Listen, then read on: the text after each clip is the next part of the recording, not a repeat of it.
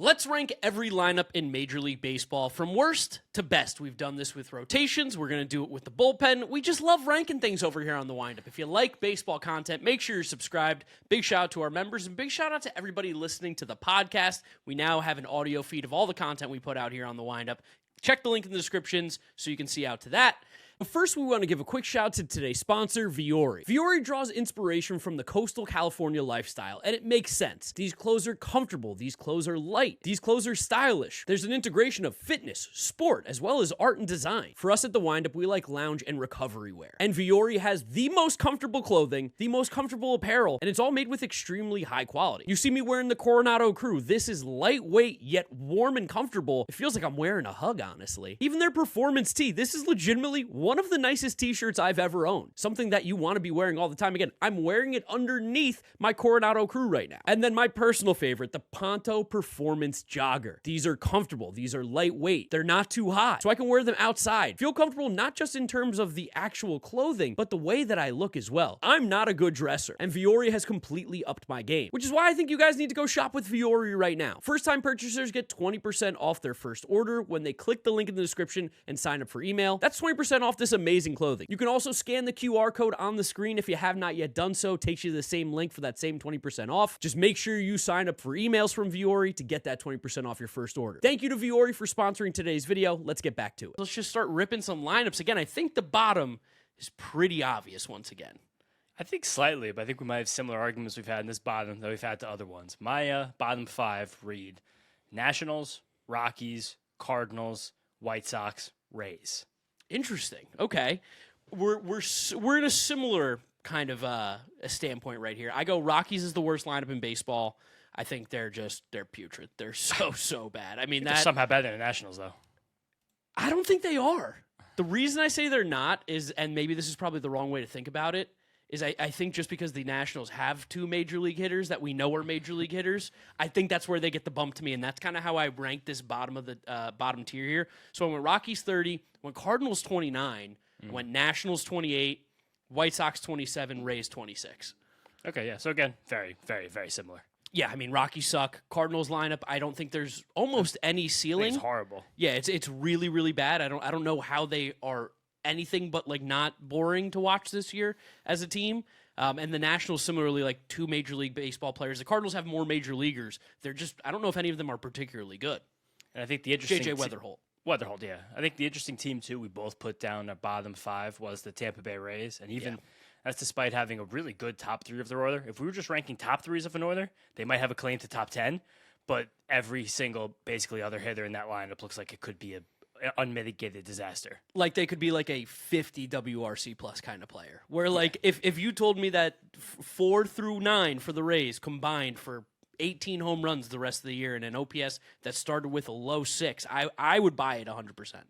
And again, just the Rockies, I don't think it's the worst lineup in the league. I think Tovar, Goodman, Moniak, Beck are all like at least major league caliber hitters. I know that's not as good as James Wood and possibly C.J. Abrams, but just having, I think, 5 major league caliber hitters versus the Nationals having 2.5, 3 major league caliber hitters. I like Dalen Lyle. I think Dalen Lyle is a good ball player. He's my Lyle's third good. one. I do think that Harry Ford is going to end up becoming that everyday catcher. He has to be. If you're not better than Keibert Ruiz, doesn't matter what age, what level, you should be better than him as a catcher right now. I think Harry Ford's going to take that job, which is crazy that he's not, projected to be that guy right now. Luis Garcia Jr. is a year off of being a pretty good hitter. Like, he went back to being putrid, but he is a year off of being a pretty good one. The rest of them, I legitimately don't know if there's another major leaguer on that roster. That's the argument you can make with the Rockies, but I split just hairs 29 through 30, yeah. Exactly. But that's why you guys listen to the Windup. All right, next 5, 25 through 21, I have the Angels, the Guardians, the Marlins, the Twins, and the Reds. Similar-ish. So 25, I have the Angels, which is just so funny that we knew that those are the bottom teams right there. There's no doubt about that. 24, I had the Marlins. I think that is a little bit lower than you, but same range. 23. Okay, 23, I had the Pirates. My Pirates. No Connor Griffin in the lineup. Completely changes things. They sent him down, and for those reasons, I can't put the Pirates inside the top 20. Again, looking at that lineup, it is a lot of like we're really hoping they keep doing the things that they've kind of done. I mean, before you even go through the rest of this 5, my thinking with Connor Griffin being sent down is they can't be they can't be stupid enough to keep him down for the 2 weeks. Today, this felt like a procedural move to kind of get the hype and maybe to get some more leverage on him as they negotiate the contracts. I know we've been hearing those rumors a lot as well in the baseball sphere right now. So I think I'm still anticipating Connor Griffin plays 130 major league games. That's why I still put them in my top 20. When Connor Griffin when he gets called up, top 20 lineup. Until then, I will not reward my Pittsburgh Pirates for keeping my king down. So that's why they go into number 23. 22, I had the Minnesota Twins. 21, I know I've dogged this lineup before, and I still think it's horrible, but relatively speaking, I think everybody here sucks. Cleveland Guardians at 21. Okay, so you had the Guardians higher than me. We had the Marlins basically the same, and I had the Reds in this bottom group too. Reds were number 20 for me, so they're coming. Okay. That lineup stinks. That lineup might be shockingly bad this year. I mean, it was not that good for most of last year. They just kind of had really good pitching. It's just this is still a group that there's not a lot of genuine, real excitement. Yeah, I mean, want to just talk about some of the teams real quick that we mentioned there. No, so of course, yeah. Let's start with the Angels. We both had them at number 25. I think they are the best of the worst because I do think that's kind of where the tier changes a little bit, is that Rays to Marlins, which is so funny, by the way, at least for me. That's where it changes. The Angels are the team where Zach Neto's obviously a good ball player. Mike Trout, if he ever stays healthy, will be better than probably he was last year, but not ever the player he once was. Then I start to feel a little bit weird. Like, Joe Adell is great, but also his numbers really didn't amount to much besides the counting stats. Yohan Moncada was decent last year. We're talking about a lot of guys that are like almost fighting for their life to stay on major league rosters right now. Yeah, and it is basically half the roster. They'll also always have Nolan Schanuel, who's kind of the reverse of Joe Adell, who he'll always perform better than his counting stats because of high the on-base percentages, but it's also basically every single guy you said is so injury prone already. And again, we're not as much ranking the depth in this as we did like with something rotation. We did the similar concept about a week ago for you guys, but there's so many ways for things to go wrong for this lineup and not really a ton to go right. No. Let's talk about your Marlins here, because again, these are your Marlins. You had them outside the top 20, but I do think it's fairly obvious when you look at this lineup. There are like Kyle Sowers, I think we know is great. Me and you are both very high on Owen Casey. There is still some risk with those guys going into the season. Tons. And then even like all the other guys in there, there's just a lot of risk right now in this lineup of, are they actually, if they do it again, whoa. But like, we still need to see more out of Marcy. We still need to see probably more out of Augustin Ramirez, Griffin Conine. Christopher Morel got cut by the Rays. I mean, also Kyle Sowers came up with a hamstring strain now, or he had tightness. He left his game on Friday. Oh, really? Yes, I was building that a tiny bit into these rankings as well. They probably have been up a little bit ahead, but he dealt with some soft tissue stuff last year. I think last year was the oblique at the end of the year. Yeah, I think so. Now it's a hamstring. This lineup looks way worse without Kyle Sowers in it. Oh, if he misses any time, it's a bottom five lineup probably in baseball. At the end of the day, Marlins lineup just is not particularly great. We also had the Guardians in here. I had the Guardians a little bit higher. Reason being is just Jose Ramirez. He's just, simply put, like one of the most productive and best hitters in all of Major League Baseball. And I feel like that is something where when you look at this tier of teams that we just talked about, that's something that they lack. And I just kind of gave them the tip of the cap that they're going to have the best hitter out of every single one of these teams probably. I actually really wanted to try and put the Guardians higher because I think one of my bold predictions this year is that this team will be a top 15 team in terms of runs scored. Ooh. But there's so much projection on that. Like, that's me being like Chase DeLauder actually plays, which he has not done in about 4 years. Ever. That's Stephen Kwan having a big bounce back, which I think he definitely will. That's Kyle Manzardo having another nice season. That's like someone else doing something, like Bo Naylor having a bounce back. Like, they're like a very vague someone else doing something. But there's enough things on this team that could go right. I also know Ralphie Velasquez is getting tons of pub. He's not he's a beast, and he was a non-roster invite. He's going to be a AA, so it's a possibility, but they also already have like 4 left-handed hitting corner guys on this roster, so it's not like they're going to push him up very far. And I guess I really wanted to, but I couldn't push him higher than this. Yeah, I mean, I'm glad that we both think the lineup stinks, and this really is just the J-Ram factor for both of us, tip of the cap. Like, otherwise, if you were to put him in with like just another third baseman, like even a top 15 guy, this is maybe the worst lineup in baseball with like outside of the Nationals, Cardinals, Rockies. Yeah, and then we both had the Twins at number 22, which is funny that we both did, but this is a bad lineup that's done a really good job of plugging average guys every single corner they can. Yeah, like there's a good chance that by the end of the year, it is a pretty average lineup in terms of like lineup WRC plus. Like I could see them being 100 right on the dot. Wouldn't shock me at all, but it is going to be carried a lot by Buxton. You also have the Buxton factor of, I mean, last year was one of the few times he has been healthy his entire life.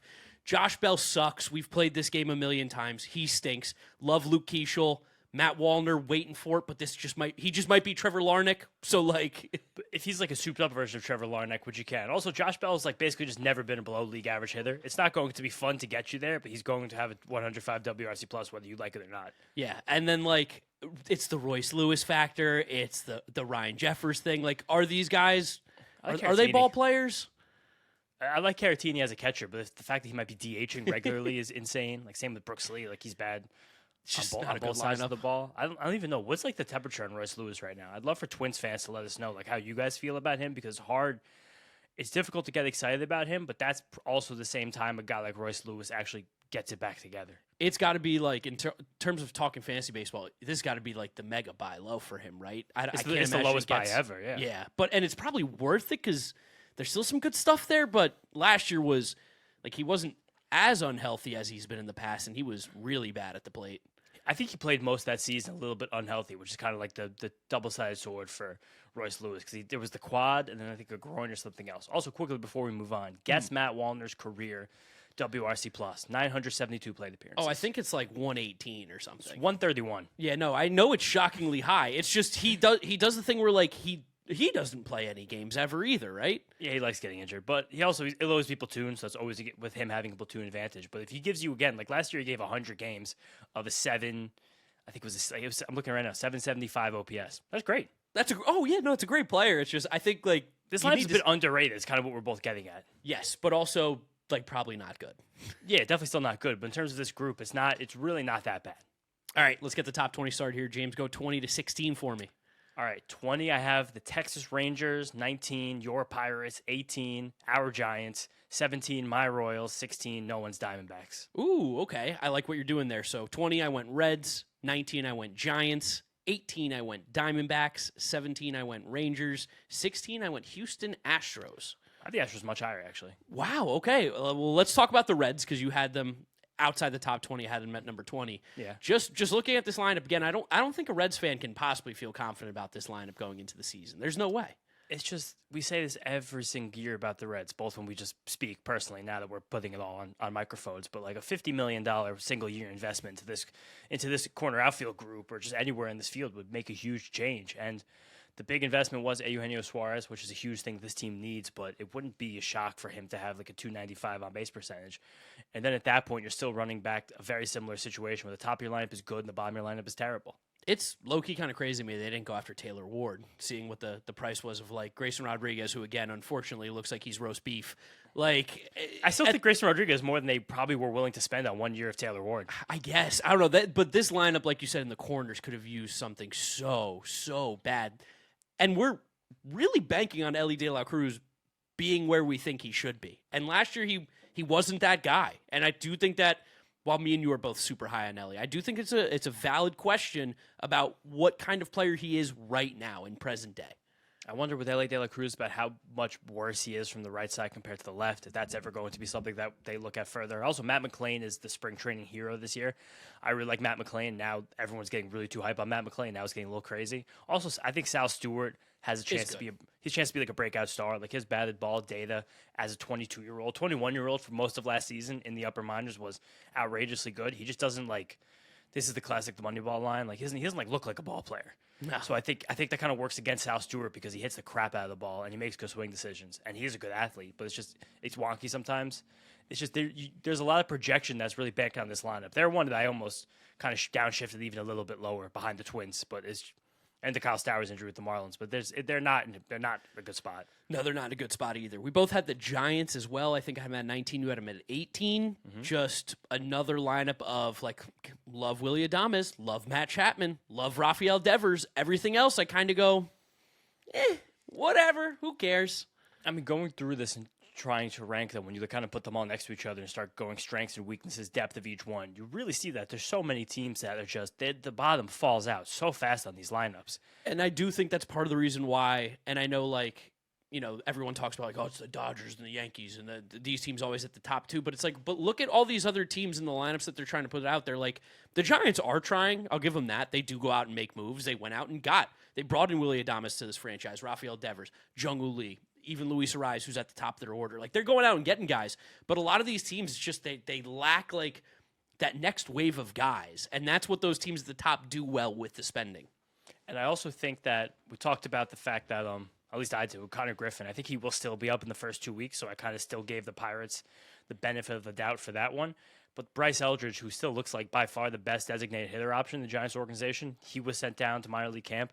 I'm not sure if that will be a quick one. I think they might actually give Bryce, and he might actually need it. It might not be the worst idea, but I don't even know who could be. Like, they might have the worst 8-9 tandem in all of baseball heading into the season with a combination of, I guess maybe if Will Brennan takes DH at bats this year, they should fire Buster Posey into the fucking bay. Well, it just makes more sense to now make Luis Ariz the DH, and then put Casey Schmidt as the 8 hitter, because Casey Schmidt probably can be a league average bat. I think he can be plus with the gloves, so that would change what I'm saying a little bit here. But I don't know if they promised Ariz second base or something. They don't want to renege on that. Like, I truthfully, I don't know how they're going to go about that. But 6/9 of this lineup, 2/3 of it, I think is actually quite good. It's just their 7-8-9 has a chance to be cataclysmically bad. Yeah, and Patrick Bailey doing a lot of the heavy falling here, where he's like a 40 WRC plus hitter. He can't hit for shit. It's going to be like having one of the best hitting pitchers in the 9th spot. Literally, they're choosing to have a pitcher. But he also he might be the best defensive catcher in baseball. So yeah, good chance for that. So that's totally fine. But pick another team you want to talk about now. Let's see. I had the Pirates at 19, so a little bit higher than you. And again, a lot of that's about Connor Griffin playing more games than maybe it seems like today, recording this as he got sent down, and Twitter's been ablaze with that. And also, I think compared to a lot of these other teams, they don't have the fall off the cliff like some of these worst teams that we're talking about. Like, I might be the biggest Spencer Horwitz guy on the planet. 100% are the biggest Spencer Horwitz guy outside of his family and Jay Horwitz. Possibly. Last year in the second half, he was like a 150 WRC plus guy. He's one of the best hitters in all of baseball. Like, in terms of swing decisions, he's got enough power. He can't really hit the lefties, but against the righties, he will be elite. Like, we both like Triolo a lot. I think his bat might be a bit undersold. I'm in on O'Hearn. I'm in on the Reynolds bounce back. Brandon Lau. Ozuna should be in jail, but he's still going to be in his lineup and probably hit okay. Like, this lineup, even without Connor Griffin, isn't as abysmal as it used to be. And with him, I think it becomes plus. Yeah, with him, it's a top 20 lineup. Without him, I still keep him outside just because, similar to what I've talked about with a lot of these teams, no punch. Like, I know Spencer Horwitz is a good ball player, but, like, relatively speaking, you still need kind of an anchor in this lineup. And I don't know if he's an anchor. He's a good guy around that guy. And also, if we were regarding these lineups on full baseball ability, I think the Pirates will be way down because it's probably going to be one of the worst 3 or 4 defensive teams in baseball. But we're just talking about bats. Just talking about the bats. Yeah. Just the bats. And that's why I think they're, again, a little better than you get them credit for, even without KG. Arizona Diamondbacks, I think we both had in this same range as well. This is starting the conversation of and we're going to talk about this with some more teams moving forward. Elite hitters, the rest is awful or completely unknown. And that is the Diamondbacks lineup where Geraldo Perdomo, Ketel Marte, Corbin Carroll. That's arguably the best top 3 in baseball. Like, there's no doubt. 1, 2, 3. It is in probably that top 5 at worst, top 10 range for those 1, 2, 3 hitters. And we do like Gabriel Moreno. He's pretty good if he stays healthy. Outside of that, I don't know if there will be another hitter that is above 100 WRC plus. It's just that those first 3 might all be like 130 plus, and then their 4 hitter might be like 115. Yeah, for me, this was the most difficult team to rank for that reason. This is pure hero ball right here. Yeah. But it's like some of the best hero ball in the league. And the fact that we're seeing Corbin Carroll back and healthy gives them a boost. I'm weirdly starting to get myself convinced on Tim Tawa. I don't know why. I kind of like the dude. Why? He's got good bat speed. Hits the ball kind of hard. He's back up every position on the diamond. I don't hate Tim Tawa. And I also, maybe Jordan Lawler one time. It seems like they're doing everything not to give him a good chance to succeed. I think he's going to be playing possibly center field on opening day, which would be psycho because you have 2 good defensive center fielders on this roster already. But they're like, Alec Thomas, play the corner now. But genuinely, as we even go through the top 5, top 6, I do want to be is the Diamondbacks top 3 better than this team's top 3? Because for a lot of teams, they actually are still. Yes, definitely. But there's just nothing else. No, there's literally nothing else. Also had the Rangers here. I think that's the last of the commonalities in this bunch. I had them at number 17. You had them where? 20. Okay. Explain to me why you had them a little bit lower. I don't think this lineup's very good. I guess that's kind of that makes sense. I'll definitely expound on this a little bit more, but it's a lot of this. It's a similar drop off as we're talking about some of these other teams. We already have a Josh Young injury. He's never really been good. Danny Jansen. back now, is he not? Or did he get hurt again? Whatever it is, it's just it's always something. Like McCutcheon's probably going to get a lot of reps for these guys. Josh Smith is a great plug and play infielder, but as a bat, I think that there's a chance his OPS starts with a 6 for sure, if not like 650 or something. Evan Carter, again, we're excited, but I still want to see it. The version of Jock Peterson we saw last year, all the projections bake in a bounce back. I'm not totally sure. Jake Berger, I'm more confident on with a bounce back, but I also wouldn't be surprised if that didn't work out either.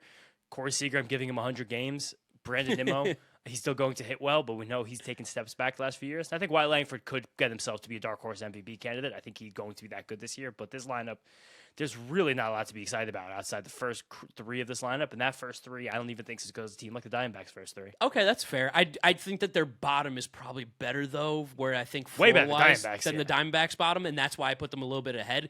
But I do expect Nimmo to be better back in the leadoff spot with Langford and Seager behind him. I think we might see 350 on base percentage Nimmo again, which is interesting. The only reason I don't think we're going to see that is because if the trend of Brandon Nimmo's in-zone rate goes up, which over the last year, Brandon Nimmo saw the 4th highest rate of pitches in the zone, and it was up there with guys like Bryson Stott. I think Mason Wynn was up there. It's a lot of hitters who pitchers are not afraid of damage being done against them. So I don't know if we can see Brandon Nimmo's walk rate ever matriculate back up if pitchers are challenging him in the way that they did last season. I expect that to continue because he didn't really, to me, do enough to make pitchers not do that. I do wonder if it's just him hitting in leadoff spot, he gets that juice back again, because it did seem like he tried to become a different player too, hitting outside of it. But the juice doesn't matter if they're you can't get walked. Sometimes the juice matters in baseball. Here's the highest rate of pitches in the zone last year, Major League hitters: Jonathan India, Joey Ortiz, Alec Boehm, Brandon Nimmo, Luis Ariz. Great group of hitters right there. Great group of guys. Those are just 5 guys. It seems like, well, at least 4 guys. The other pitchers like, I know you're not going to do anything. I just don't want you to walk. Last thing I'll say about Nimmo then, because you're 100% right. This is me just completely ignorant comment by me. But is that just because they're like in the Mets lineup last year? Like possibly, fuck yeah. Brandon Nimmo. Like who gives a shit? It definitely could be. But also, again, he still will be flanked by Seager for 100 games and Wyatt Langford. So that's still helpful. That's still something for that. So maybe it's probably a similar idea where like we'd rather challenge Nimmo than the guys around him. Yeah. No, this lineup is definitely not good though. No, I don't think it's very good at all. That's maybe me being low by being hurt by them last year and how bad that team spun out. But it's just looking at them like, ugh. And you had the Royals at 16? 17, yeah. 17. All right. Well, I had the Royals at 15. And number 14, here we go. Philadelphia Phillies. Number 13, Detroit Tigers. Number 12, Atlanta Braves. Here we go. Number 11, Milwaukee Brewers. I think the Braves one's probably going to piss people off more than the Phillies, but I'll wait till you mention yours to go into my thoughts. I had the Braves much higher, but I did have the Phillies in this range. So 15, I had the Brewers. 14, the Padres. 13, the Red Sox. 12, the Tigers. 11, the Phillies. Okay. Yeah, we're starting to diverge. Yeah, we are starting to diverge a little bit, which is good because we're hive-minded a lot of this stuff at times. But talk about your Royals first. You had them at 17. I had them at 15. I actually am shocked that you had them a little bit lower than me. That was not something I expected. Maybe it's just seeing Michael Garcia and Vinny Pasquantino ball out on the national stage, and I'm drinking the Kool-Aid a little more than I should be. Also, Jack Gagg had a good little tournament, too. Like, he's hit the ball well. I still love Salvi. We love Carter Jensen on this channel. I do know that Jonathan India is somehow going to find his way to 500 plate appearances. That's a problem. And he's horrendous. I'm also buying the fences in. There was some tightness between the Diamondbacks and the Royals. That was a tough one for me, but I still don't think I would have put them higher than even 16 because, again, the bottom of this lineup, I think, is going to be a catastrophe. Shout out Kyle Isbell. It's good, yeah. It gets good, and like Isaac Collins, they made a trade for. I'm not sure how good of a hitter Isaac Collins is either. Like this is going to be a disaster, and it looks like Carter Jensen is going to be an everyday player, whether it be catcher, designated hitter, wherever it all winds up there, or if they mix up the playing time. I'm also curious about how much longer Salvi can even do this. It's a fair question. He's going to be 36 this year. Like, and I do wonder if Salvatore Perez, because he's such a legend, and especially in that organization, he's a living legend. If he starts to hit poorly, can you move him down the lineup? Are you starting to siphon off his playing time? Like, that's going to be a big thing for me to track with them. And on top of that, I think that Michael Garcia is a very obvious regression candidate. Loving everything that happened in the World Baseball Classic, of course, but it seems like this lineup, I'm giving a lot of credit to Bobby Witt, Vinny Pasquantino, and Jack Haggs for sure, and Carter Jensen. Past that, it's some question marks. But again, Michael Garcia is still being very good, but as a pure hitter, I'm very curious about where he winds up this year, like OPS wise. Yeah, he has a profile that definitely can be volatile, but volatile in like the best way possible. Like I don't think he's going to be I don't think he's going to be a he'll never be below bad. average hitter, but it's just he might not. Last year was great. Yeah, he might be like 105, 110 range as opposed to like that 120-ish range, which he was last year. And I want to pull it up. I want to see where they even wound up in terms of runs scored last year because I think It's got to be low. It was abysmally bad. I'm pretty sure. The lineup is better than it was last year. It is better, but last year they were 26th in runs scored, and they were 22 runs clear of the Angels, who were 25th. Yikes! That's the thing. So I think even putting them at 17 is like a big lift from last year, and acknowledging tons of improvement, but still recognizing that there are big holes and big uncertainties in this lineup. That's fair. All right, I had Phillies at 14. I had them 11. Okay, want to talk about them? Yeah, I mean this is the horse drawing. Yeah, this is this is again like the Diamondbacks take them and it's just a little bit better. Where It is much better than what's going on the edges of the Diamondbacks. Yeah, no, but I'm more talking about like that top three, and that's why I have them ahead in a little bit more. Is like Trey Turner, Schwarber, Harper, 3 elite baseball players still, absolutely elite. Alec Boehm, as much as I dog him, is a league average hitter. Brandon Marsh, as much as I make fun of him, if he platoons, he will be a better than league average hitter. If he plays every day, he will be a league average hitter. I have no faith in Adolis Garcia. I think he's cooked. We've seen 1,000 plate appearances now of him being terrible. I don't think that going around Bryson, Trey, and Alec and Bryson is really going to help his game per se. And then like Bryson, Saw, JT Realmuto, Justin Crawford, what do we get out of those guys? I really don't know. Crawford's the interesting one. I think he could be a big spark plug. I think he's going to be like a classic. Like let's let the hotshot rookie hit ninth and see if he can get some excitement going. There's also totally a world where he could be sent down by May 1st because it's a catastrophe, I think. For sure. They're also committing very much to being a platoon team this year. Okay. I don't remember, a couple days ago, someone in the media, I don't know if it's Dombrowski or if it was Rob Thompson, but Stott is going to be on the bench against lefties, and then Mundo Sosa is going to be in the lineup. Otto Kemp will be playing for Brandon Marsh, also against the lefties. And they also have Dylan Moore, notorious lefty masher. I don't know if he officially has made the team yet, but I think they sucks. But last year they started platooning Stott. I think it helped just the entire length of that lineup a lot. But it's amazing how much this falls off after Bryce Harper. But still, like the fact that all these guys are average rather than below average, it still makes them, to me, a fringe top 10 lineup. I just get a little bit worried about that their core is going to be all 33 this year. And coming off of a career year for Schwarber and arguably a career year for Trey Turner, too. He was phenomenal last year. Can they keep that pace? I wouldn't be surprised if they are, but just because of how aging works, I assume that both those guys are going to be 3% even worse. And I don't know if that Phillies lineup can really afford that.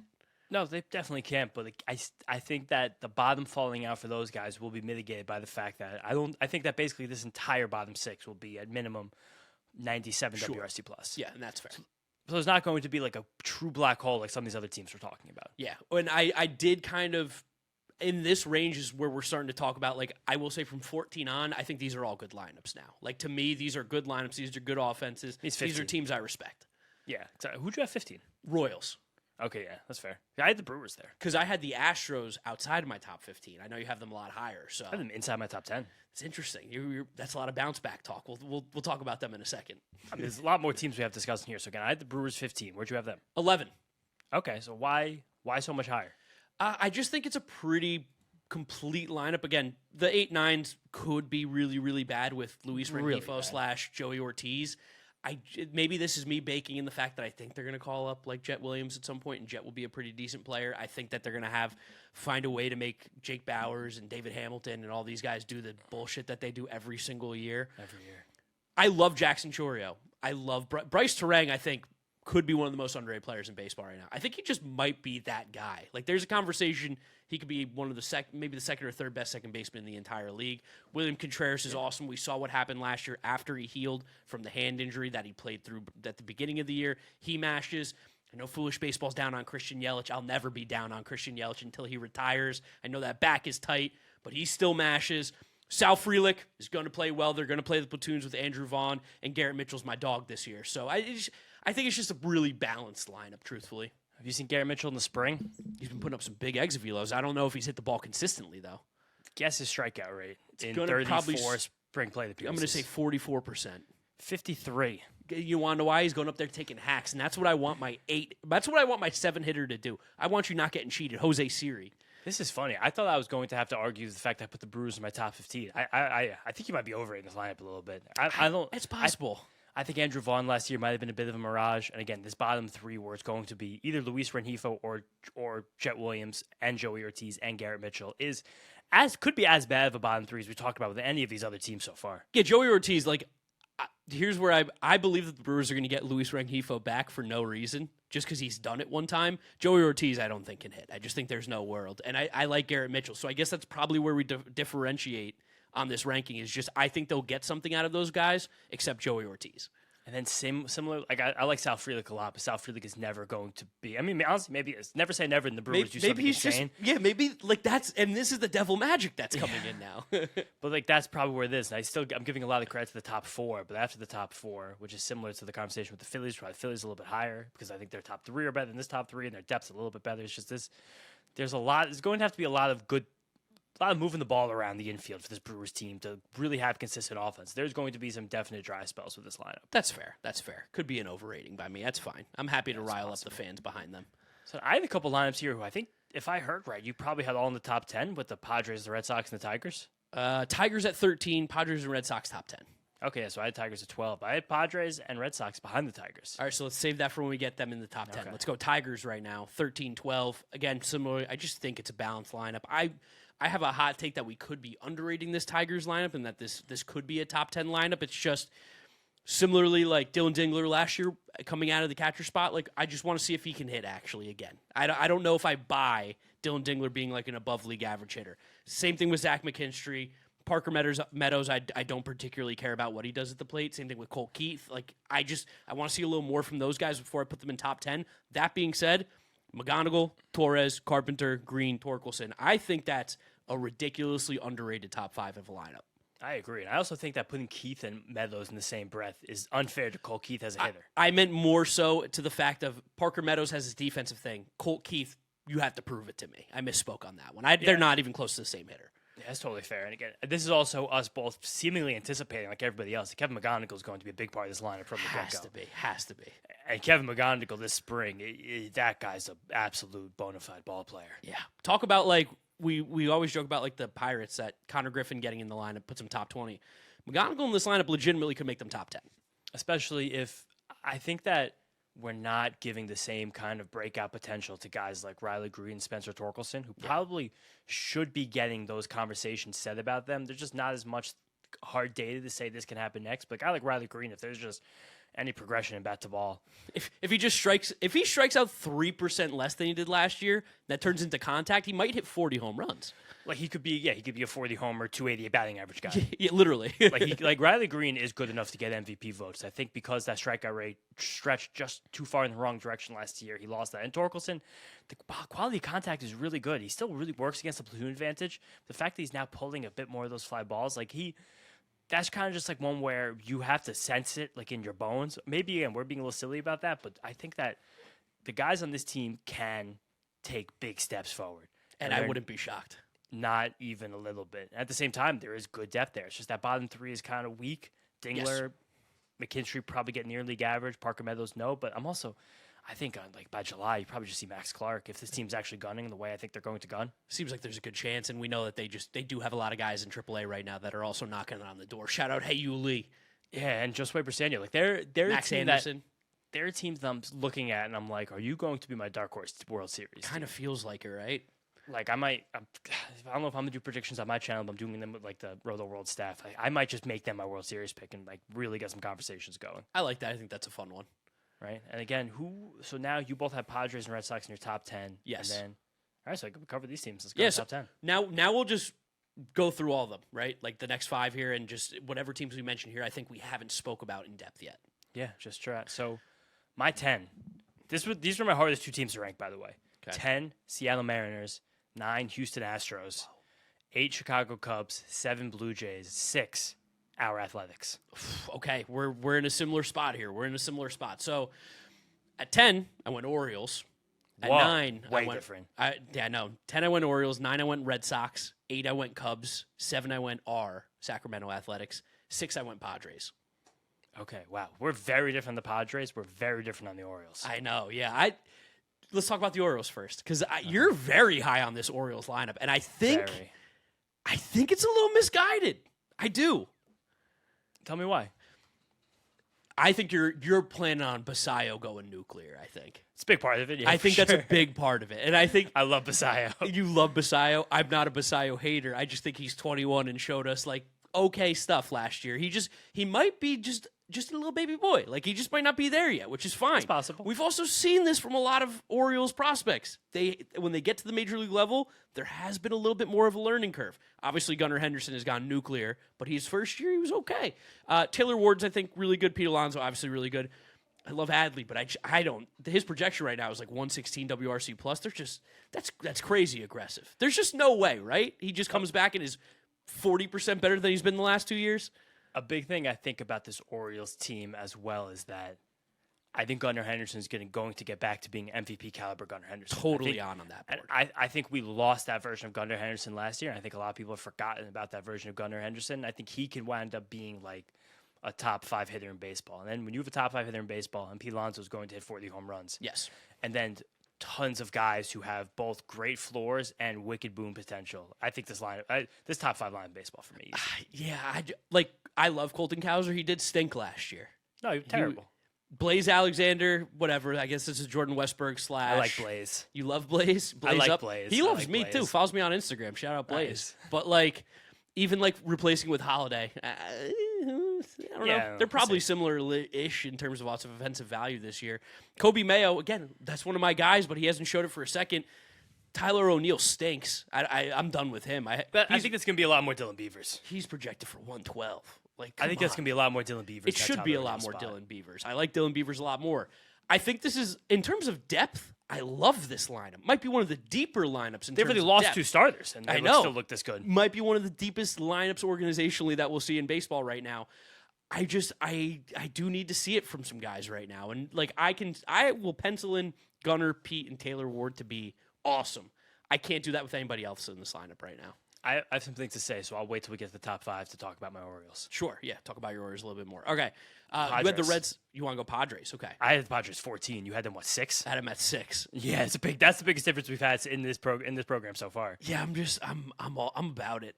I'm so not. I'm about this lineup. I'm about the Padres being like, you know what? Let's get a bunch of they have hitter oatmeal in this They lineup. do have big time hitter oatmeal around some guys that could just be all MVP candidates in Fernando Tatis Jr., Manny Machado, and I'm buying a big Jackson Merrill bounce back. I'm buying that. And those 3 right there, granted, a lot of it has to do with their defense, but those are MVP candidates. I'm buying that bounce back as well, but I still think the Jackson Merrill bounce back is if he gets to an 800 OPS, I think you'll dap up and be like, that was an amazing bounce back season by Jackson Merrill. And Manny Machado's a Hall of Famer. Xander Bogaerts last year wasn't as bad with the bat as I think a lot of people thought he was going to be. It got kind of undersold, and the same with Gavin Sheets. I think Gavin Sheets has taken some steps forward. He could be the latest out of the White Sox, really take another step, but we're really doing a lot of anticipation with all of those things we just said. For sure. To we're me, doing that with the Orioles too. This is a top 3 that is, I think, on par with the Phillies, and a bottom 6 that's a hair better. That hair better than the Phillies. But their top 3 is worse. So that's why I had the Phillies a little bit ahead of the Padres in this ranking. Yeah, I guess I just also, I don't think Miguel Andujar is good, but hitting 8th, I like him. Ramon Laureano hitting 7th, I love. This team's also this team's going to be funny. We're is Miguel Andujar really going to play every day? How good's he? Him and Castellanos. Castellanos is going to be the platoon for Sheets, going to play first base. But also Ramon Laureano last year was awesome, and a lot of things that happened under the hood were awesome as well. I could definitely see him taking 2 steps back from the guy he was last year as well. What if I told you he's 2 years younger than Bryce Harper? Fair, yeah, totally okay with that. But I don't know. I'm questioning this lineup a little bit. Maybe I'm a little too sour on them. Same with Cronenworth. He's just going to keep doing the exact same thing, being a league average bat with the platoon advantage. But I'm definitely not as in this lineup as you are. And I'm pretty out with this team. I do like that. Padres Orioles bet could be fun. But I'm going Padres where you go Orioles, and you're going the opposite. We're flipped on these 2 teams almost for the exact same reasons. Big giveaway when we do the bullpen rankings next. This is number 1 for Correct. sure. Yeah, no doubt about that. Not who giving saw that anything away. But I don't know. I think there's a lot. I think the floor of this lineup is not as secure, and the ceiling is not as high. All right, that's fair. I had the Red Sox at 9. You also had them outside of your top 10. I had them 13. But we know I've been loving the Red Sox this year. I'm all in on all these guys. Every single one of them I'm in. even looking back, I think I would put the Padres 13 now and the Red Sox at 14 if I'm re-ranking quickly, because this Red Sox team, again, it's like, sure, let's even pretend Roman Anthony's exactly what he was as a rookie. 300, 400, 500. Damn right he is. Sick. Where else? Where else are you getting this offense? Wilson Contreras, Wilyer Abreu, Jarren Duran. Cool. Carlos Narvaez. I was okay. We had 3 hitters until you said Carlos Narvaez. Trevor Story. Trevor Story's gonna hit 30 home runs. Trevor Story hit 30 home runs and have a 295 on base percentage. Just like great. I love this Red Sox team. I think they're a top 10 lineup.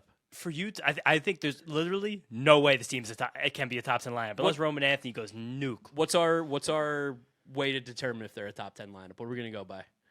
I mean, well, that's a good question. We'll figure that out. I don't want to do OPS because of freaking Fenway. They're gonna all the OPS going to be inflated, but we'll figure something out about this Red Sox lineup. Is it WRC plus? Top 10 WRC plus? Might be WRC plus then. Maybe that's it. Top 10 team WRC plus. Tweet bet. I can make a tweet from your account. You can make one from mine.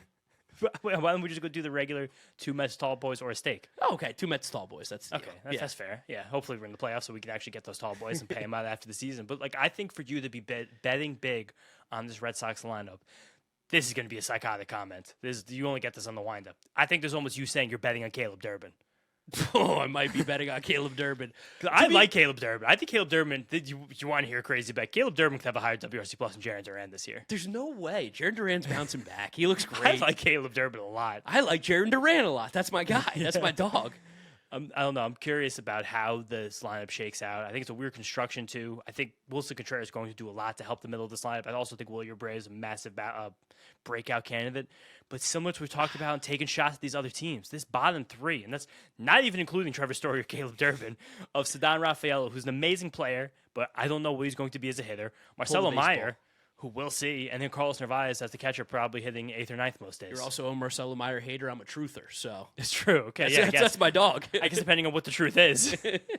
I mean, he's the starter. Alex Cora is building him up a little bit. He's going to be the second baseman. Caleb Durbin is going to be the third baseman. So that is a good thing. But I'm curious about how this lineup gets into the top 10. They scored like almost 800 runs last year. They're going to do that again. Yeah, sure. Let's see. Again, they're going to score runs because of their ballpark. I tried to be as ballpark context neutral when I made these. Also, Wilson Contreras is going to go off this year. Wilson Contreras is going to have great years. A good ball player. But I'm just saying this is... Also, we're not even baking in a Roman Anthony regression. What if Roman Anthony's like a 1? What if Roman Anthony's like not a 7, 8? What if he's 780 OPS? I won't hear that. Not possible. If he is, can't take that. If he actually firmly regresses as a sophomore, which if only there was a term to describe what if happens when players who are really good as rookies take a half step back in the second year.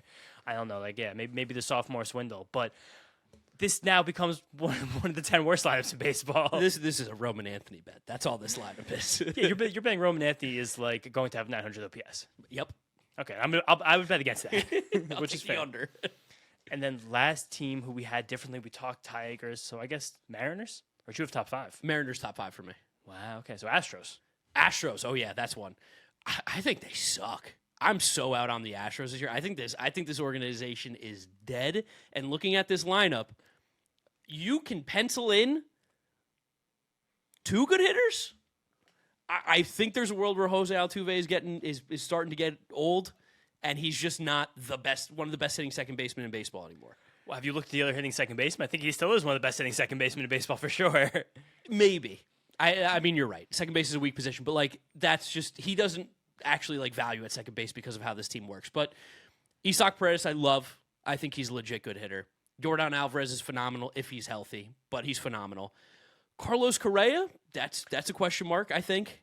If Carlos Correa is on the field, I think he's definitely still a good hitter. I think there's actually no doubt in that. Like Carlos Correa, I know last year was kind of hot and cold, but he was like a 20% better than league average bat once he got back to the Astros and the competitive baseball started flowing back to those veins. It's an even year. He's another one of those guys. I don't know if he's even or odd. It's even. Okay. He's an even guy? Actually, before the pandemic, it was odd. Since the pandemic, it's been even. Okay. Well, maybe he's back to the Astros pre-pandemic. That's what I'm saying. Odd year. Yeah, bad year. And then obviously Jeremy Pena is going to play at some point. Love Jeremy Pena. I think Jeremy Pena he's trending towards opening day, so I'm banking that in as well. The rest of this lineup, that the rest of this lineup is where I'm going to start to have some conversations because I'm thinking we just naturally get pretty legitimate bounce backs from both Christian Walker and Yander Diaz. Why?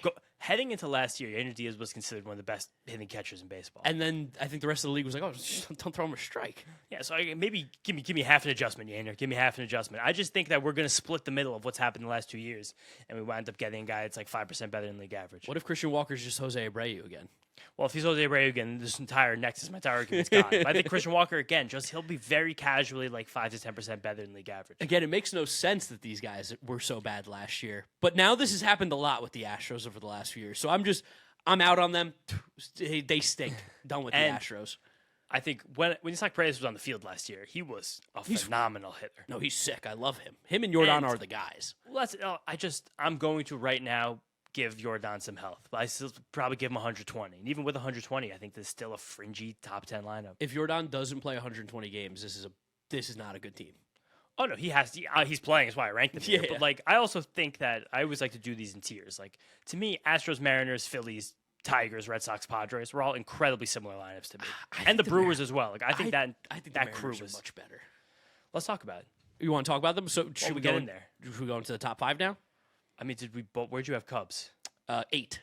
So I had them 8 as well. I think just good top to bottom lineup. We've talked about them a ton. They've just got good hitters at every single spot. None of them will probably be MVP candidates. None of them will be league leaders necessarily. You're hoping Michael Busch continues to be the power guy in this lineup. You're hoping Lil Mo Ballesteros power, like Pop love Mo. But at the end of the day, I know PCA hit 30 home runs, but this team is locked in for 25 and 80 from almost every guy except the middle infielders. Mo Ballesteros he's a crazy pitch selection, pitch recognition guy. He puts incredibly different swings on the ball basically in every single count. No, I believe it. It's fascinating what that guy does with the bat. I had notes on because I was going to try and sneak into a YouTube video, but I couldn't find it. Where was it right here? He has nearly identical swing and miss rates in the zone, out of the zone, in the heart of the plate, but the bat speeds all trickle in every single direction. Wow. On balls in the heart of the plate, he has much higher bat speed. And balls in zone, he is higher than the balls out of the zone. He seems to really know when the A, B, and C swing should be put on. And whenever you're doing your next baseball savant peruse, midday, late night peruse, look at his bat speed distribution. I'll take a look. It's like this. Yeah, I'm interested. I haven't seen any guy in the league have a bat speed distro like that, which is fascinating to me. Again, this lineup is so good 1 through 9, but I just don't know. I don't see the great. And if Seiya Suzuki gets some bad injury news, because it seems like he's trending to start the year in the injured list, and we know Seiya Suzuki, it's once you get one small muscle tissue thing with him, it's you could miss a month or 2. Then you really don't, because I think he's the best hitter in this lineup, which I don't know if that's crazy to say, but after that, the whole thing is just overwhelmingly average to above average. We also had the A's, our Sacramento A's, as well in this place. You had them at 6. I'm at 7. It's a great lineup. It really is. I am worried a little bit. Again, take off the A's hat for Mark and James here. I am worried about regression. I think if you're not with this lineup, it's something that you have to maybe take a look in the mirror about. Yeah. But even with that, it's still pretty ridiculous. Mr. Kurtz, unbelievable. Arguably the best first baseman in baseball. Catcher, Shea Langoliers, arguably one of the best hitting catchers in baseball right now. Yeah. He's claimed to number 2 or 3. Yeah, Tyler Soderstrom, awesome. Really, really good. Brent Rooker. Brent Rooker's become very underrated, I feel like. The guy just continues to mash and mash and mash. I think Jeff McNeil's going to be great in this lineup. I really do. I think Jeff's going to do big things. Jacob Wilson, contact king, but I think it's going to play. It seems like it's going to play. He still makes good swing decisions. Lawrence Butler's probably going to bounce back. And then 8 and 9, again, could be some of the worst 8 and 9 in baseball. Possibly. The biggest thing I'm honestly looking for once we start to get real in-season data, apparently Jacob Wilson did some bat speed training, he said, this offseason.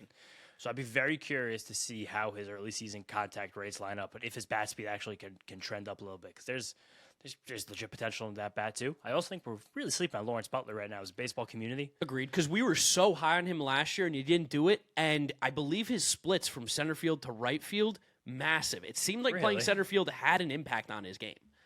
I'll also say this about 8-9 in the A's. I actually am starting to really like both of these guys, Max Muncy and Denzel Clark. But you like them from the fun meter, like in terms of Yeah, the fun meter. fun index. Oh, the floor is very low. Yeah, like Denzel Clark might have a WRC plus that starts with a 3, but like he also could hit 25 home runs and play the best center field defense in baseball. Totally. I see Tyler Soderstrom as like a potential 900 OPS bat. He's awesome. He's sick. I think he's outrageously good, outrageously balanced as a hitter. There's not really any way to get at him. The only thing he doesn't do is pull his fly balls. If that started to just happen with his pitch recognition, raw power, contact rate, it would kind of get a little silly. This lineup is just, it's stupid good, honestly. This lineup fucks. It does. This is 10 o'clock, the most fun teams to watch. Yeah, when we do the fun index, they're going to be at the top. Very high up. All right, James, get the top 5 started now. Top 5. We're different here. I love that. But also not really, because there's I think a top 3 might be the same. There's 4 teams that haven't been named, I believe. 3? Okay. I thought there was 4, but there's 3 teams that haven't been named in each of ours, so we know they're both in our top 5. So my number 5 is the Atlanta Braves. Okay. My number 4, I guess, are now my Baltimore Orioles. Number 3 are the New York Yankees. Number 2 is the New York Mets.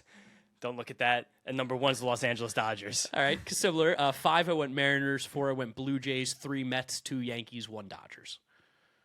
Yeah. Wow, nice. Yeah. So wanna get the easy ones out of the way, or wanna keep the people going? No, let's talk Mariners and Blue Jays first, because those And also Braves. Your Braves were, I think, our biggest difference. Braves I had at 12. Yeah, I have them at 5. I honestly think they were really close to being number 3 or 4 for me. I was hip to it last year, and I'm going to be hip to it again. This team is not nearly as good. Everyone thinks it's 2021 still. For some reason with this team, we all have our blinders on about what's been going on with them and not understanding the truth. Now, that being said, Ronald Acuna Jr., bet him for the MVP. He is going to win the MVP in 2026. Let that be known. He's a man up playing on fire. He's healthy. He looks great. Drake Baldwin is awesome. Matt Olson is awesome. And Austin Riley, you know what? Fuck it. He's awesome too. We'll go. Those 4 are awesome. Yeah, they are. Outside of that 4, there's a chance that there's 3 automatic outs every single day. Because there's a world right now where Mauricio Dubon, Dom Smith, and Michael Harris, who, don't forget, for 6 months last year was unplayable. couldn't figure out how to hit a baseball. Was too busy on the driving range. 3 automatic outs. Ozzy Albies has stunk recently. He's been stinking it up, and I think that my overrated take has finally come to fruition. And Mike Yastrzemski, again, I can't stress this enough. How the fuck is this the guy that's going to be playing every day? I know Jurickson Profar is a big reason why, but like 36-year-old Mike Yastrzemski. The Giants didn't want him. The Royals didn't want him. He popped off, and the Braves said, we'll give you a 2-year deal. Well, I think those teams did want him, but I think the Braves went over the top and gave him a 2-year deal. Mike Yastrzemski's another guy. He's never been a bad hitter. He always has platoon advantage. You just can't be 5 and not be a bad hitter. That's the thing. At hitting 5th in this lineup, you can't go with a not a bad hitter, especially because the rest of the lineup sucks. I think the rest of the lineup definitely is, lots to prove, but Mike Yastrzemski is going to be 108 WRC plus. I'll take the under. And he's going to play 130 games. He will play every game. I got no doubt about that. He will be there every single day. He's a grinder. I respect Mike Yastrzemski. They'll platoon him with Eli White, of course, who will hit the lefties pretty well. God. Did you hear what you're saying? I agree with what you're saying about the bottom of this lineup. Michael Harris, he'll never be as bad as he was last year. Never, I don't think. It's probably impossible. I think that was the floor. But he's Jason Hayward, is he not? Is this just Jason Hayward again?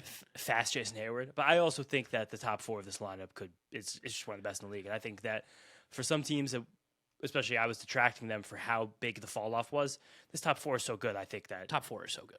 Like this, I think they'll be able to carry this lineup to still being a top 5, even with tons of question marks in the bottom half. Here's what I'm going to say is we now have gone 2 years of Austin Riley not being an elite hitter. Still good. Still trust Austin Riley, but just keep that in back of everyone's mind. We've now seen about 700-800 plate appearances of Austin Riley not being an elite hitter. Still think he's a dog. I also think that Drake Baldwin might be a super elite hitter. Well, he's awesome. He to me, I think will probably show that he's the second best hitter in this lineup this year. If you think he's going to be better than Matt Olson, this lineup again has to take a huge step up because then I think everybody else is so bad. I think Matt. You're right. I think I'm not letting you drag Mike Yastrzemski down with this. The guy's never ever been a bad hitter. Fine. The top 5, great.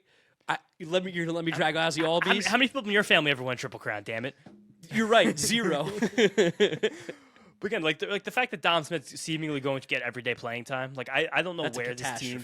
I don't know where this team and Ha-Seong Kim will be back. He's already doing baseball activities. And he sucked last year. He looked horrible. He still probably can be an average hitter, league average hitter. I'm giving Ha-Seong Kim league average bat. I think that you might just wind up seeing because you get when's Murphy supposed to be back from the hip? That's going to be like June, July. Is he even still good at hitting? For at least half the season, he's going to be better than Dom Smith at hitting. Maybe he tore his fucking hip. Yeah, that did ruin Matt Chapman for like 2 full years. You're going to wind up seeing probably a lot of Rowdy Tellez too. One more try for Rowdy. They have him. Of course, Ben Gamble. You're going to see, of course. But I can't go away from the top 4 in this lineup to get them out of the top 5. It's fine. I'll zig when you zag. That's fair. That's fair. And that's a big difference there. I'm curious what you guys in the comments think. And that's my hater pick. Mariners are a big difference as well. I am the 10. You had them the 5.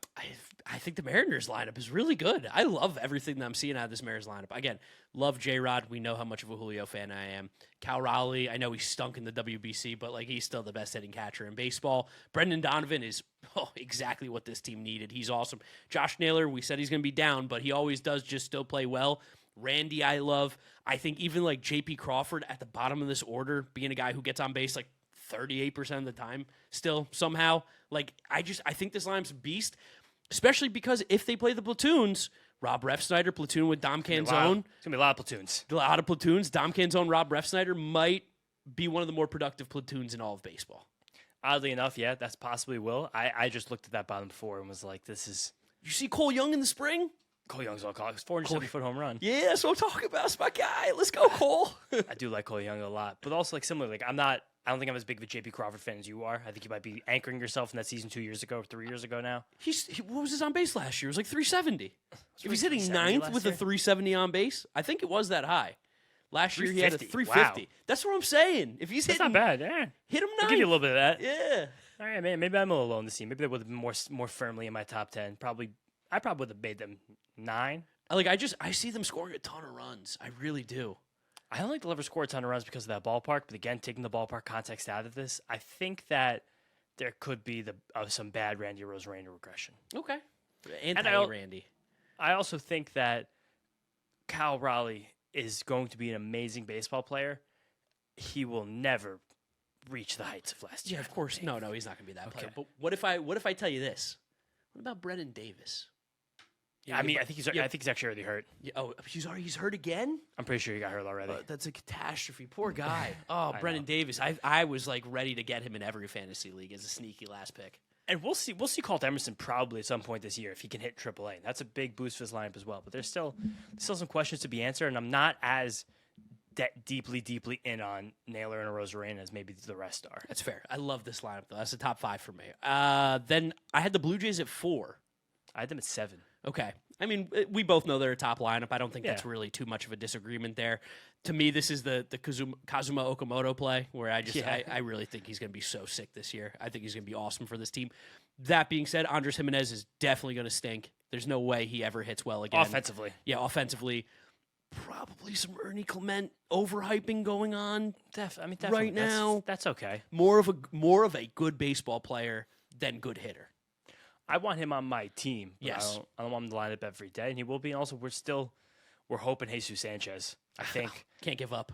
Yeah, I'll never give up on him. I really, you're gonna love this. I really see the Dalton Varsho step finally happening. The step. Whoa. What's it been the last few years? I see a step. I mean, last year he played 70 games and he was like a 760 OPS guy. I see a real full true season of Dalton Varsho actually popping. See, what I like about Varsho more now is it seems like he's just I don't give a shit. Home runs and great defense. I think the reason I see a step is because I think he's finally actually going to try and do the opposite this year. Okay. I don't know if that's a good idea. Varsho has not struck out in the spring, and he's destroying baseball still. Go for it. Go with Dalton Varsho. Go. He did a nice little stance change last year, which you love. He went from a little bit open to a little bit closed. I think it helped his pitch recognition because finally, for the first time in his career, I'm sure also with how great the Blue Jays hitting infrastructure is, his zone swing finally got above league average. Yeah. Which a guy like Dalton Varsho is like, please swing. Please swing. Please. You hit the ball so hard. Please just swing. And I think that also in the spring, he's got a 7% swing strike rate. Damn, okay. For his career, it's 14, 15%. Seeing the ball well. So something if there's any way he can get his strikeout rate to consistently sit around 21-22%, that's where he did that a few years ago, but then it kind of went too much in the wrong direction. If he can bridge the power he has with these swing decisions and actually put the bat in the ball more, like I would love to see Dalton Varsho with 35 home runs, be like a 6-win player. Let's do it. It's going to keep the Yankees down, so I'm happy about that. Yeah, but I still think his lineup is quite good. But I think that, and we've talked about this, there is a decent range of floor versus ceiling for a lot of these players here. Correct. And I think that the floors pushed his lineup outside of the top 5 for me between Springer, Barger, Kirk, and Okamoto. I think that's fair. And it's a well-rounded take. Tough call by me to put them outside the top 5. It was close, but they barely missed it. Then we have the top 3. Dodgers at 1. Need we say more? That lineup's insane. Can I agree for my Orioles real quick? Oh, yeah, that's right. Go for your Orioles. Even though we kind of talked about them, but... I think Gunner's going to be an MVP candidate. I think Sammy Basal's hitting 35, 40 homers. I'm disgusted. Wow. I'm disgustingly into Sammy Basallo Wow, right that's now. so in. I think he has like one of the best batted ball profiles in baseball. Where are you taking him in fantasy drafts? Oh, I'm definitely going to make him my catcher in a 1-catcher league. Okay. But I'm going to let 10 teams take a catcher first because I think Right, that you can still get him there. That's why I love him like that. Like I 35 home runs, he might just be the best catcher in fantasy baseball, by the way. Oh, he'll be up to it, yeah, for sure. Okay. I think the way the guy hits the ball, I'm just like, I really want Orioles, Braves. I need Sammy Basallo to face Didier Fuentes because I need Sammy Basallo to take a plate appearance against someone younger than him. I need it to happen. At the major league level, that's the first place it could happen. The first place, yeah, it didn't happen. Double A, single A, triple A, nothing. I'm kind of in on Kobe Mayo right now. You know that's my boy. Last September, do you realize how good he was last September? No clue. It's like 900 OPS for a month. I really turned off the Orioles last year. And again, he's a guy where I don't really like to take spring training stats as bonds, but I really like to look at strikeouts and swing and miss for hitters. Kobe Mayo, he cut his swing strike rate again in half. It's against mostly minor league pitching, which that's what he was doing in the minor leagues too. But like Kobe Mayo could sneak his way into a near 30 home run season if he gets full time. If he has the power. And I think Ryan Mountcastle on the bench is a good hitter as well, and he'll find his way in there. I think Adley will bounce back relatively. He'll never be like the best player in baseball like kind of felt like he was going to be years ago. But I think this lineup is too good to keep out of the top 5. Are the Orioles this year's Blue Jays? Is that what I'm hearing? I don't think so, because I don't feel the same passion about the rest of the Orioles I do. Like, the Orioles bullpen sucks. Yeah, their bullpen does suck. But we also thought the Blue Jays bullpen was dog shit going into last year, too. Yeah, the Blue Jays have proven so much more pitching over the last few years than the Orioles have. I mean, let's see what happens with the Orioles. I think the Tigers are my this year's Blue Jays. I like that. I mean, Tigers are good. Tigers are legit good. Now, even re-ranking and talking through these, like I might be convincing myself that the Tigers should be like 10. I did my Pacoda reactions the other day. Tigers were, I think, projected to finish second by a clear margin. I was like, what are we talking about here? This is a 90-win team. Behind who? Behind the Royals, 85. The Tigers, they had 81 wins, I think, which is, I was Royals. like, what in the fuck are we talking about? I don't know. Like, we'll talk about that when we get to bullpen stuff, because I think that they're an interesting bullpen team, too. Mets, you had it 2, I had it 3. Switching with the Mets and Yankees. Why you got the Mets ahead of the Yankees? I think this Mets lineup is so good. Is that because you're buying in on Luis Robert as well, and you're buying in on Carson Benj, and you're buying in on Francisco Alvarez? You're buying in on everybody? I'm buying in a much more 1 through 9. I think the Yankees 1 through 9 is also really good, but I mean, I think that Juan Soto is like as close as you can get as a hitter to Shohei Ohtani or Aaron Judge. Yes. And I think that's the point where I think the Mets' second best hitter is better than the Yankees' second best hitter. I think the Mets' third best hitter is better than the Yankees' third best hitter. And I think you basically go down the line where the Mets are a tiny bit better at every other spot besides the top guy, where Juan Soto is not Aaron Judge, but he's not super far off either. Yeah, I think, am I going to say this? Jazz and Francisco Lindor are probably pretty close in terms of offense. Are they really? Jazz hit 30 home runs last year, stole 30 bags. Yeah, but you're talking about like fantasy numbers right now. Maybe like, I don't know. Gets on base. Last year was like basically the best season of Jazz's career. Sure. And again, he probably could do that again. Him being 4 or 5 years younger than Francisco Lindor. This is just for argument's sake. But by the way, Francisco Lindor is better. I think that I'm purely thinking about OPS. Okay. I think Francisco Lindor ekes him out in OPS. That's fair, just because Lindor is always going to have 30 home runs and get on base 10% of the time. Jazz probably will outslug him, though. But last year was the best year of Jazz's career. And again, I like Bellinger a lot. I love Ben Rice. But I think then if you mix in that Bo Bichette, Francisco Lindor, I don't know. I think this Mets lineup is scary. I will say that I have more faith in, so the Yankees' bottom 3 is Austin Wells, Volpe / Caballero, and Ryan McMahon. I do have more faith in the Mets, that being Luis Robert, Carson Benj. I don't think he's going to be in the bottom 3 anymore, dude. You don't think Benj is going to be bottom 3? No, I think Luis Robert's in 5th on opening day. Oh, okay. But I'm saying, I think in terms of expectations, there's still a world he doesn't hit. I think the Mets bottom three is Semien, Bench, and either Beatty or Alvarez. And I do like that bottom three more than the Yankees bottom three. Maybe this was me trying to not be biased, Mark. Yeah, I'm sure I might be being a little biased here, but I think the Mets top is amazing. I think the Mets middle is amazing, and I think the Mets bottom is great. Let's go Mets. Fuck it, put them at 2. The big thing will be Bichette and Polanco and Robert. I think the 3 newcomers. I think I think that's probably why I put them below. It's just Bichette, Polanco. I think Polanco's going to be great, but I think I'm just very confident in Polanco, and I think I'm getting too confident in Luis Robert. Really, I think I'm getting me too level confident. I think I'm getting too confident. I'm not even talking about it because I'm this confident. Nice, that's good. I like that. Yeah. When James gets silent, that's when you know he's serious. Because I just even Bo Bo's going to be a clean 130 WRC plus guy. Yeah. You don't think? I mean, I guess his whole career's been like 120s, but I don't know if I'll go clean 130. That's bold. I mean, he's 122 for his career. That includes the 72 years ago. Bo also, we said this, it was from Thomas Kerrigan article on MLB.com a few months ago. Pete Alonso in the same spot in the Mets Orioles, Bo Bichette last year. The most plate appearance in baseball with a guy on base, 54%. Oh, I think Bo's going to drive in 130, but Bo was about 46% last year. Since Bo came into the league in 2019, he's the number 1 riser in WRC plus with men on base compared to the bases empty. All right. I think that Bo Bichette's going to be in rarefied air of what he could do this year because he's going to have the best on-base threat in baseball hitting right in front of him. Listen, from your mouth to God's ears. Let's do it. Let's make it happen. Again, don't look at the poster behind me, but I think this Mets lineup fucks. And then just to finish this video, the Dodgers. Yeah, the best. Whatever. Yeah, and that's it. Whatever. I don't want to talk about it. Andy Pye's going to hit 8th. Look at us. So what a tough world they live in. 25-year-old 120 WRC plus last year. Check him out. And like Teoscar Hernandez bounce back, I guess. So yeah, fucking Dodgers. I hate this team, but whatever. They're probably the best lineup. Those are our lineup ranking, guys. Let us know in the comment section who you agree and disagree with. I'm sure it's going to be mostly mine. Subscribe to the Windup if you have not yet done so. We also got the podcast out, so listen for that. If you want to follow James on social media, you can follow him at James Shiana. And I'm Draft Neck Mark. Thank you guys for listening. Thank you for watching. We'll catch you on the next one. Peace out. Peace out, guys.